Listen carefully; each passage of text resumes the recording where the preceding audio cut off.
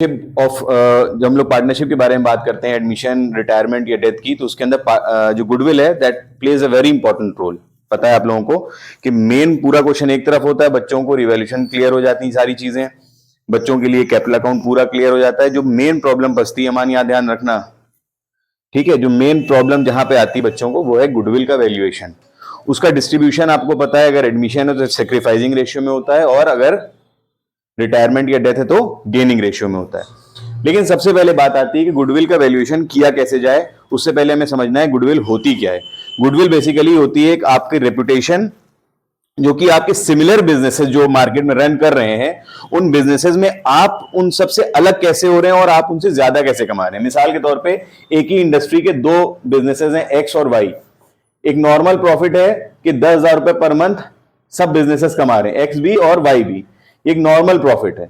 But आपका business जो है Z, that is earning 15,000 per month. So why this is happening that your business is earning 15,000 as compare to X and Y. X and Y कमा रहे हैं कम, normal profit जो market का एक स्टैंडर्ड प्रॉफिट जो रेट होता है, आपका बिजनेस इनसे ज्यादा कैसे कमा रहा है।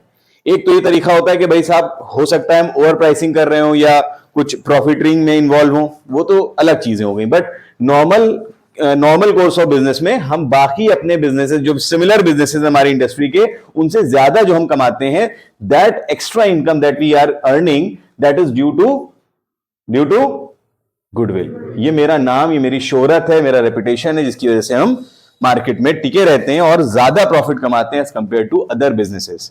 बहुत ही सिंपल सा है, आप सब हमसे पढ़ने आए, कहीं ना कहीं मेरा नाम सुना होगा, किसी पेरेंट से सुना होगा, किसी दूसरे बच्चे से सुना होगा, मार्केट में कहीं और सुना होगा, उसकी वजह से आप पढ़ने आए, दैट इज गुडविल। अब गुडविल का मसला यह है कि गुडविल आती कहां से, एक बहुत इंपॉर्टेंट सवाल है, गुडविल आती कहां से। तो दो तरीके हैं, या तो गुडविल को परचेस किया जाता है या गुडविल को सेल्फ जनरेट किया जाता है। सेल्फ जनरेट मतलब हम लगातार मेहनत कर रहे हैं, बिजनेस में अपने एफर्ट्स डाल रहे हैं, ठीक है, बहुत मेहनत कर रहे हैं, तरह तरह की नई इनोवेशंस लेके आ रहे हैं अपने बिजनेसेस में, या कई सालों से हम एक अच्छा रिकॉर्ड मेंटेन किए हुए हैं मार्केट में, तो यहां पे हम क्या करते हैं, सेल्फ जनरेट कर रहे हैं अपनी गुडविल को। दूसरा क्या है, हम लोग परचेस करते हैं गुडविल को। मिसाल के तौर पे हम लोगों ने कोई बिजनेस खरीदा जिसके कुछ असेट्स थे और कुछ लायबिलिटीज भी थी। जब हम कोई बिजनेस को खरीदते हैं तो उसके एसेट्स भी होते हैं और कुछ लायबिलिटीज भी होती हैं, जो उधार उस पुराने बिजनेस को चुकाना रहा होगा किसी और को, हमने उस पूरे बिजनेस को खरीद लिया। मिसाल के तौर पे उसके पास 1 करोड़ रुपए के एसेट थे, 80 लाख रुपए की उसकी लायबिलिटीज थी, तो जो डिफरेंस आया that is known as goodwill. ये हमारा गुडविल निकल के आता है, नेट एसेट्स कहलाता है, ठीक है ना। एग्जाम्पल भी दे रखा है कि the excess of purchase consideration over the net assets, मतलब जो नेट एसेट्स हैं, यहां पे हमने आपको एग्जांपल दिया कि 1 करोड़ और 80 लाख, इन दोनों में जो डिफरेंस है ये क्या आपका आया, नेट एसेट्स। इस नेट एसेट से ज्यादा कितना पैसा दे रहे हैं इस बिजनेस को खरीदने के लिए आप, मिसाल के तौर पे हम 1.5 करोड़ रुपया दे रहे हैं, तो जो डिफरेंस आता है नेट एसेट से, that will be termed as goodwill. इस गुडविल को हम क्या करते हैं, परचेज कर लिया करते हैं। क्लियर हो गया यहां तक बात। गुडविल की वैल्यूएशन की जरूरत पड़ती है 5 केसेस में। पहला एडमिशन, दूसरा बताते रहिए, दूसरा, तीसरा रिटायरमेंट और डेथ, एक ही चीज में हम लोग कंसिडर कर सकते हैं। तीसरा आता है जब हम लोग प्रॉफिट शेयरिंग रेशियो, प्रॉफिट जो रेशियोज हैं उसको चेंज करते हैं। भाई मिसाल के तौर पे पहले एग्रीमेंट था कि 4:2 रेशियो रहेगा, अभी एग्रीमेंट हो गया साहब ऐसा है कि 3:2:1, 3:2 रहेगा। मतलब if you the partners by the mutual consent is changing their profit sharing ratios, then हमें गुडविल की वैल्यूएशन की जरूरत पड़ती है। फिर आता है डिसोल्यूशन के टाइम पे, जिस टाइम पे गुडविल को बेचा जा रहा होता है। डिसोल्यूशन में तो फर्म खत्म हो जाती है ना, और जब हमने बताया आपको, जब हम लोग किसी बिजनेस को खरीदते हैं, एसेट्स माइनस लायबिलिटीज के ऊपर जो पैसा देते हैं, that is known as goodwill. और वो कोई तो खरीद रहा होगा हमसे, तो वो जो खरीद रहा होगा वो हमारे डिसोल्यूशन, उसके लिए क्या होगा, एसेट्स का परचेज। Is it clear. और फिर आता है लास्ट अमेलगेमेशन। अमेलगेमेशन मींस, पता है अमेलगेमेशन क्या होता है, पता है नहीं पता है। अमेलगेमेशन का मतलब होता है कि जब दो फर्म्स आपस में मिल जाती हैं, जिसमें एक पुरानी का एग्जिस्टेंस खत्म हो जाएगा। कई तरह के अमेलगेमेशन है। अमेलगेमेशन मतलब होता है मिल जाना, मर्ज हो जाना। मर्जर भी एक चीज होती है, अमेलगेमेशन एक चीज होती है। ये आपके भी ग्रेजुएशन में टॉपिक्स आएंगे। एक में ये रहेगा आपका कि बिजनेसेस दो आपस में मिलेंगे, पुराने बिजनेस का एग्जिस्टेंस खत्म हो जाएगा, नया बिजनेस फॉर्म हो जाएगा, या दूसरा होता है कि जो बड़ा वाला बिजनेस है वो एग्जिस्ट करेगा, छोटा वाला उसके अंदर मर्ज कर जाएगा, एंटर कर जाएगा। ठीक है, इन सब में हमें गुडविल के वैल्यूएशन की जरूरत पड़ती है। बात क्लियर हो गई। अब गुडविल को निकालने के जो तरीके हैं जो आपके सिलेबस में है वो कौन कौन से हैं? Average profit, super profit, capitalization, और देखिए पहला है एवरेज प्रॉफिट, दूसरा है कैपिटलाइजेशन ऑफ एवरेज प्रॉफिट, तीसरा है सुपर प्रॉफिट, और चौथा है कैपिटलाइजेशन ऑफ सुपर प्रॉफिट। ये चार बेसिक मेथड्स हैं आपके सिलेबस में जो आपके सामने अभी आपको देखने को मिलेंगे, जो पढ़ना है। वन बाय वन हम लोग स्टडी करेंगे। सबसे पहले हम लोग बात कर लेंगे एवरेज प्रॉफिट की।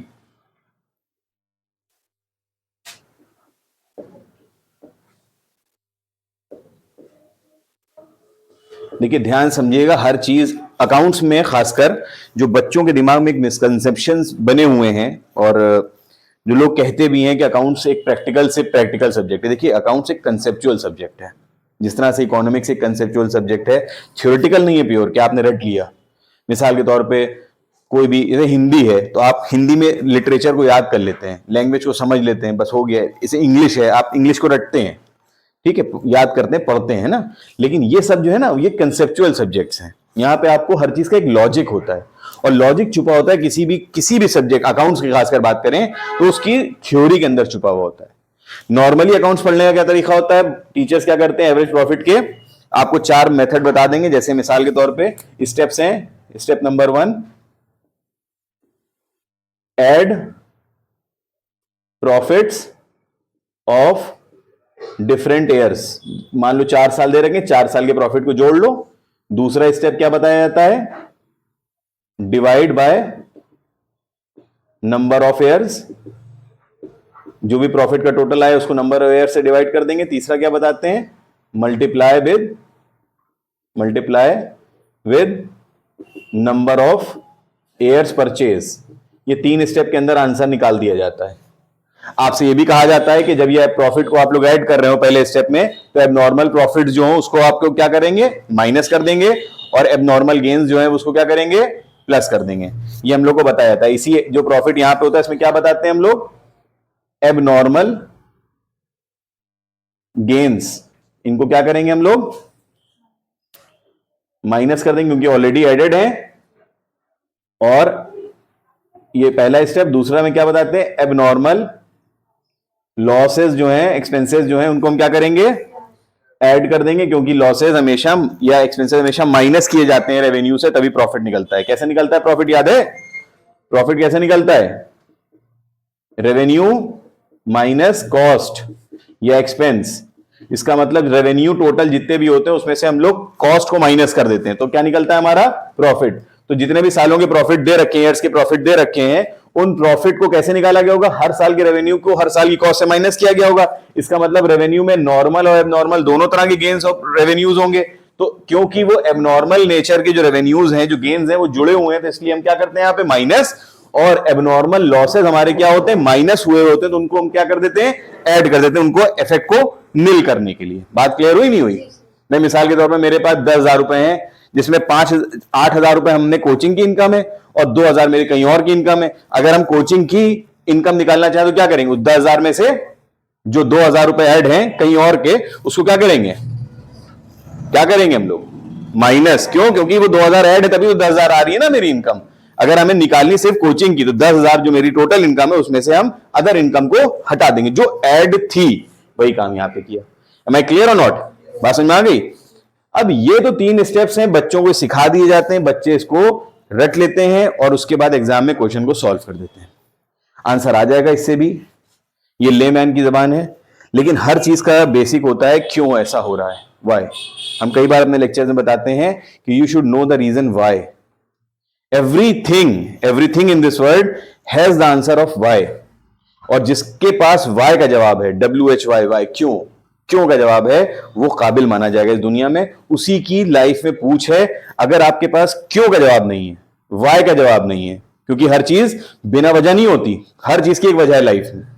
तो अगर आपके पास वजह है, वजह पता है आपको, तो वो चीज आपको कभी रटना नहीं पड़ेगी, वो चीज आप समझेंगे, और वो चीज किसी भी रूप में आपके सामने आए आप उसको फौरन उसी तरह से अप्लाई भी कर लेंगे। बात क्लियर हुई? तो वाई का आंसर पता होना चाहिए। हमने सिर्फ इसको रट लिया, दैट इज नॉट सफिशिएंट। लेकिन अगर लाइफ में कोई भी क्वेश्चन आता है आपके एग्जाम में, थोड़ा सा घुमा के आ जाए, फौरन बच्चा कर रहा था, ये तो हमने पढ़ा ही नहीं था साहब, ये कैसे आ गया, तो अगर तुम्हारे पास जवाब है वाई का, तो तुम हर चीज को आसानी से सॉल्व कर लोगे, रटना नहीं पड़ेगा। और इस लेक्चर के बाद गुडविल तो रटना नहीं पड़ेगी, ये मेरा वादा है। जैसे हमने फंडामेंटल पढ़ाया था हर चीज का रीजन दे देके, मेरे ख्याल से नहीं रटना पड़ेगा, पूरा बोर्ड हमने सजा दिया था, हर स्टेप कितने तरीके से आ सकता है सब बताया था, वैसे उसी तरीके से यहां पे इसको समझो। पहला स्टेप हमारा है, सारे प्रॉफिट्स को जोड़ लिया हमने, और एबनॉर्मल गेन्स जो उसके अंदर शामिल थे, एग्जाम्पल समझ गया ना मेरा, उस एबनॉर्मल गेन को हटा दो क्योंकि जुड़े हुए थे, और एबनॉर्मल कॉस्ट लॉस, कॉस्ट और लॉस एक्सपेंस सब जो एबनॉर्मल नेचर के थे वो यहां पे माइनस हुए में तभी प्रॉफिट आएगा, उसको हमने ऐड कर दिया। ये बात हमने अभी तक क्लियर कर दी। क्यों कर दी ये भी वजह बता दी, क्योंकि हम लोग अपने बिजनेस की बात करें। अब डिटेल में समझो, हम लोग एवरेज करते क्यों हैं? सबसे पहला सवाल, एवरेज क्यों करते हैं? कोई जवाब देगा इसका? एवरेज में और एक्चुअल में क्या फर्क है? कोई जवाब देगा? जो भी आता हो जवाब दो। आप सबको अभी कुछ दिन पहले एग्जाम हुए थे, सबको रिजल्ट मिला होगा, रिपोर्ट कार्ड मिलता है ना स्कूल के अंदर, जिसके अंदर 6 सब्जेक्ट होते हैं या 5 सब्जेक्ट होते हैं, सब में अलग अलग नंबर होते हैं। मान लो इंग्लिश में किसी की 70 नंबर हैं, हिंदी में 75 हैं, इकोनॉमिक्स में साहब 90 हैं, अकाउंट्स में मान लो 95 हैं, कॉमर्स में 72 हैं, ऐसे नंबर आपको मिले 5 सब्जेक्ट के। इनको हम लोग क्या करते हैं, सारे 5 सब्जेक्ट को हम लोग क्या करते हैं, ऐड कर लेते हैं और उसको 500 से डिवाइड कर देते हैं। यही करते हैं ना, परसेंटेज निकालना तो 100 से मल्टीप्लाई करते हैं, वरना नहीं करते हैं। तो अगर हम लोग उसको 5 से डिवाइड कर दें, 5 से, 500 से नहीं, परसेंटेज नहीं निकाले, 5 से डिवाइड कर दें, सारे नंबर जितने भी हैं सबके टोटल को 5 से डिवाइड कर दें, तो हमें एक नंबर मिलेगा, और उसको अगर हम 100 से मल्टीप्लाई करते हैं, कहते हैं मेरे 72% नंबर है। 72% मतलब 100 में से 72 नंबर हैं मेरे, 72 नंबर। तो क्या 72 सब में थे नंबर? किसी में ज्यादा भी थे, किसी में कम भी थे, लेकिन एक एस्टिमेट लगा लेते हैं कि हम लोग एवरेजली इतना काम करते हैं। एवरेज का मतलब एक्चुअल नहीं होता, एवरेज होता है हमारे सारे पास्ट परफॉर्मेंस को एक बेसिस पे ले लें। जैसे मिसाल के तौर पे हमसे कोई कहे, मान लो अहमद के फादर का फोन आए, अहमद कोचिंग में क्या कर रहे हैं, हम कहेंगे भाई बहुत बढ़िया परफॉर्म कर रहे हैं। क्यों? क्योंकि जितने भी पास्ट एग्जामिनेशंस हुए, जितने भी पास्ट इनका परफॉर्मेंस रहा, उसके बेसिस पे। रोज नहीं अच्छे हैं, कभी कभी थोड़ी सी बातें भी हो जाती हैं, कभी कभी तफरी मजाक भी हो जाता है, कभी पढ़ाई बहुत ज्यादा भी हो जाती है, कभी कम भी होती है, लेकिन ऑन एन एवरेज अगर देखें तो अच्छा परफॉर्म कर रहे हैं। मान लो उनके पास में जो साहब बैठे हैं, उनके घर से फोन आए, तो हम कभी नहीं कहेंगे लड़का अच्छा है, क्योंकि कभी कभी अच्छा है, कभी कभी अच्छा है, ज्यादातर खराब है। तो अगर हम उसका एवरेज निकालें तो जरा खराब आ रहा है मामला, है ना। तो हम ये नहीं कह सकते कि बहुत अच्छा परफॉर्म कर रहा है, झूठ क्यों बोलेंगे भाई हम किसी से, हैं? बात समझ में आ रही है मेरी, हम क्या कह रहे हैं? तो यहां पे भी यही होता है कि मान लो 2017, 2018, 2019 और 2020, ये 4 साल हमारे दे रखे हैं। इन 4 सालों में हमारा प्रॉफिट आ रहा है 1 लाख, 1.5 लाख, 20,000 का लॉस 19 में है, और 2020 में 4 लाख का प्रॉफिट है। हर साल एक प्रॉफिट थोड़ी ना है, लेकिन अगर हम सबको जोड़ें तो क्या निकलेगा, जरा कैलकुलेट करो। Total profit of 4 years, 20,000 minus करके ना, माइनस प्लस तो करो, 2.5 लाख ये आ गया, 4 लाख ये 6,50,000, 6,30,000 रुपए आ गया। मतलब हमने क्या किया, हमने 1 लाख 1.5 लाख को जोड़ा, किसमें, 4 लाख में, और 20,000 रुपए जो लॉस हुआ था हमारा उसको हमने माइनस कर दिया। 6,30,000 रुपए का हमारा प्रॉफिट हुआ 4 सालों में, 4 सालों में। लेकिन अगर हम इसको डिवाइड कर दें, एवरेज कितना आएगा, 6,30,000 डिवाइड बाय 4 करो जरा,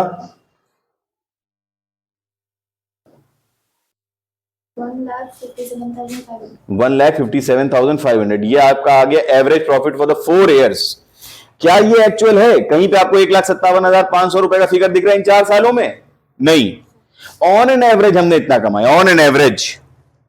ये शो करता है कि फ्यूचर में हम क्या कर सकते हैं।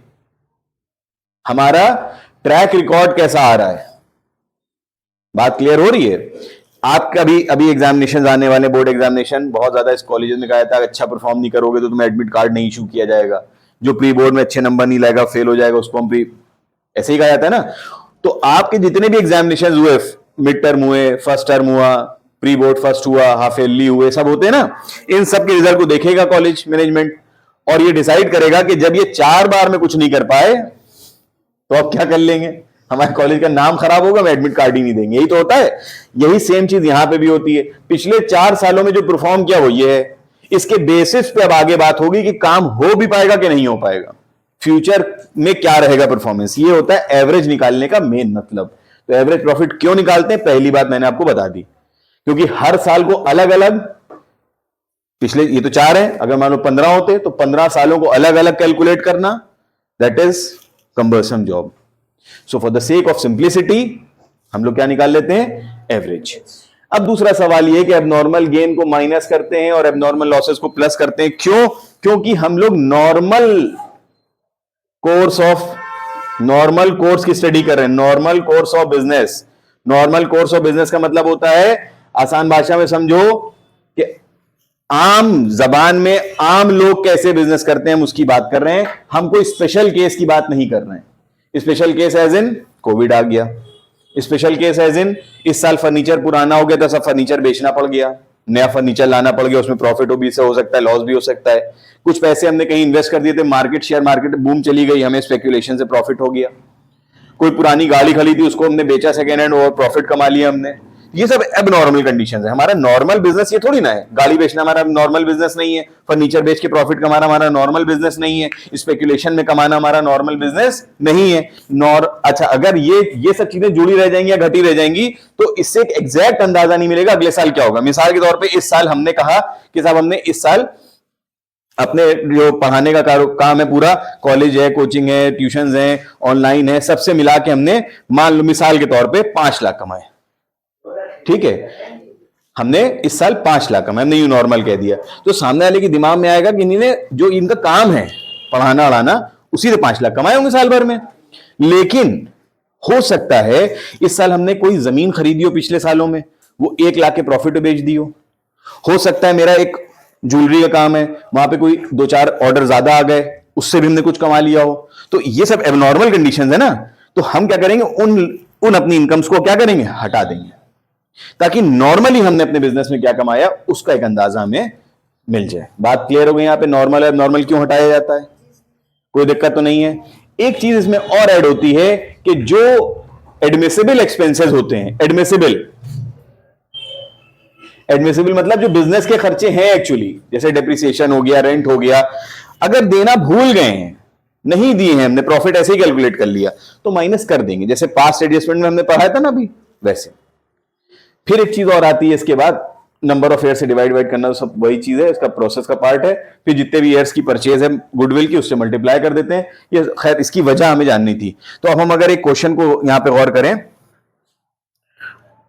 क्वेश्चन को भी हम इसको शेयर कर देना हमें फोटो खींच के साफ साफ, तो इसमें हम लगा भी देंगे क्लिप में।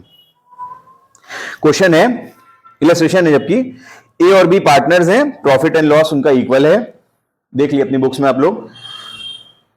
गुडविल 150% है एनुअल प्रॉफिट की, जो भी आप लोग एनुअली प्रॉफिट कमाएंगे उसका 150% आप लोग, वो गुडविल है आपकी, नाम है आपका, शोहरत।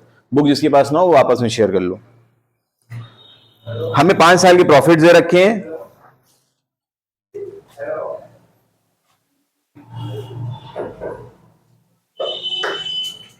दो 2015, 2016, 2017, 18, 19। आपकी बुक में डेट्स अलग हो सकती हैं, कोई दिक्कत की बात नहीं है। 40, 60 और कितना है, हाँ, ब्रैकेट रिप्रेजेंट्स लॉस, हाँ, ये आपके प्रॉफिट दे रखे हैं गिवन। सिंपली अगर हम देखें तो हमें क्या करना है कि इन 5 सालों को जोड़ के 5 से डिवाइड कर देना, एवरेज आ जाएगा। बट थोड़ा सा ग्लिच है इसमें। क्या है, it was observed that during the year 31 मार्च 2016 में An asset of the original cost of 2 lakh with a book value of 1,50,000 has been sold for 1,24,000. Originally जो उसकी कॉस्ट थी असेट की 2 लाख खरीदी थी कभी, अब उसकी जो वैल्यू है मार्केट में that is 1,50,000. That has been sold for 1,24,000. That means there is a loss और प्रॉफिट. लॉस और प्रॉफिट क्या है? तो 2015 का प्रॉफिट में तो कोई दिक्कत है नहीं, ठीक है ना. 2015 का प्रॉफिट ठीक है. 2016 में है मामला, क्या है? 60,000 का प्रॉफिट है, जिसके अंदर हमने 1.5 लाख की चीज 1,24,000 रुपए में बेची हुई है, तो हमें लॉस हो रहा है ना. तो हम क्या करेंगे? ऐड कर देंगे लॉस. लॉस क्या एबनॉर्मल है ना, हमारा काम है बेचना, यही बेचना और लॉस में बेचना, ये हमारा काम तो है नहीं, हो ही नहीं सकता. तो ये हमारे लिए क्या है? एबनॉर्मल लॉस है. ये हमारे बिजनेस का खर्चा नहीं. भाई बिजनेस का खर्चा क्या होता है? किराया, बिजली का बिल, मोटी मोटी बातें कर रहे हैं, कन्वेंस, सैलरी, ये सब होती है ना. लेकिन ये लॉस होना, ये हमारे बिजनेस का नॉर्मल खर्चा तो नहीं हो सकता. ये माइनस हो चुका है प्रॉफिट में, माइनस हो चुका है तो हम क्या करेंगे? ऐड कर देंगे. ऐड करके हमारा प्रॉफिट कितना आ जाएगा? 80. अब हमारा प्रॉफिट सही वाला आया कितना? 84,000. 84 नहीं, सॉरी, ये 26 होगा. 86,000. Is it clear? कहीं पे अगर गलत है तो बता देना. 2017 में 1 लाख रुपए प्रॉफिट और कुछ भी हुआ नहीं है एडजस्टमेंट, तो 2017 का जो प्रॉफिट आएगा वो एज इट इज सेम उतार देंगे हम लोग. 2017 में 1 लाख.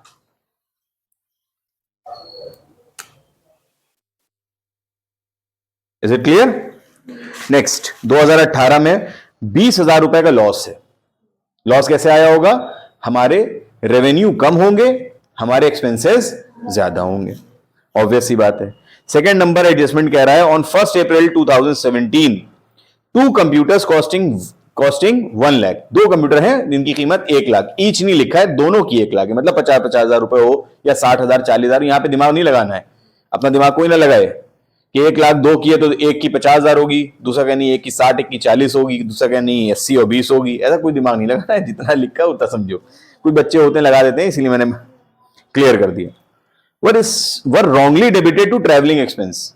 देखिए 2 तरह के खर्चे होते हैं, आपको पता है, कैपिटल नेचर के खर्चे और रेवेन्यू नेचर के. जो खर्चे रोजमर्रा के हैं वो क्या होते हैं? रेवेन्यू. वो माइनस होते हैं प्रॉफिट कैलकुलेशन में. जो यहाँ एक्सपेंस होते हैं वो कौन से आते हैं? रेवेन्यू नेचर के.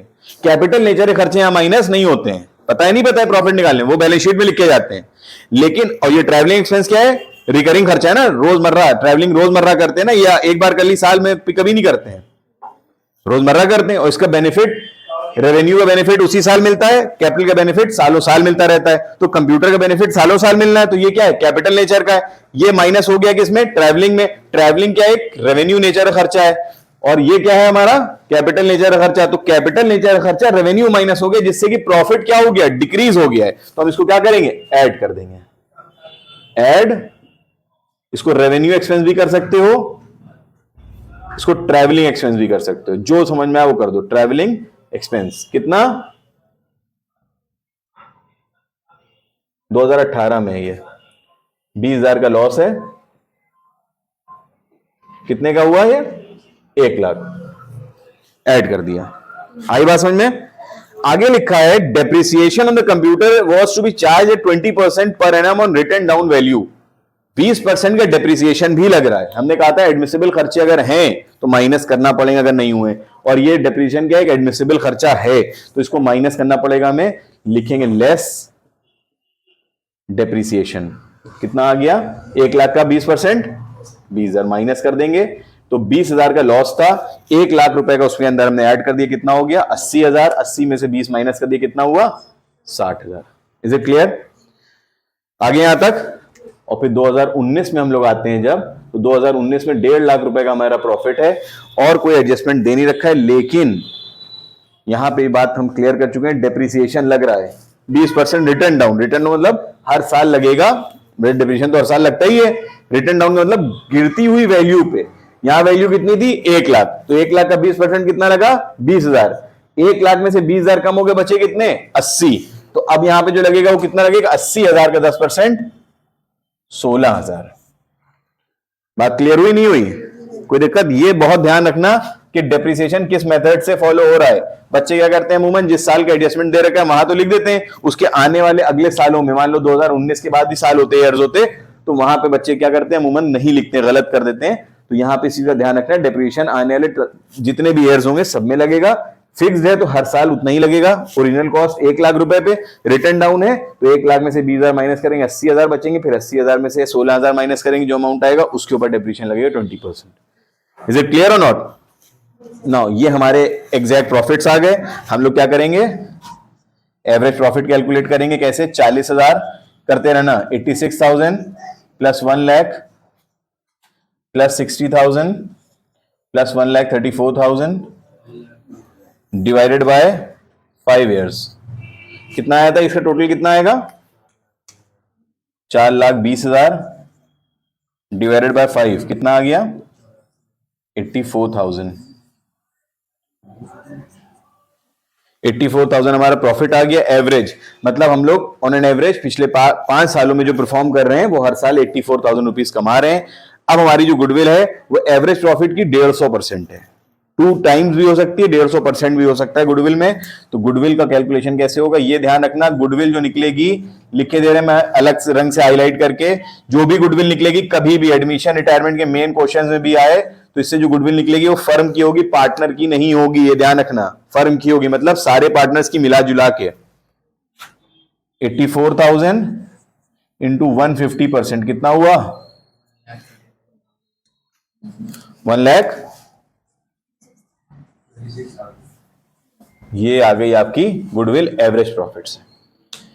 इज इट क्लियर और नॉट? पक्का? कोई दिक्कत तो नहीं?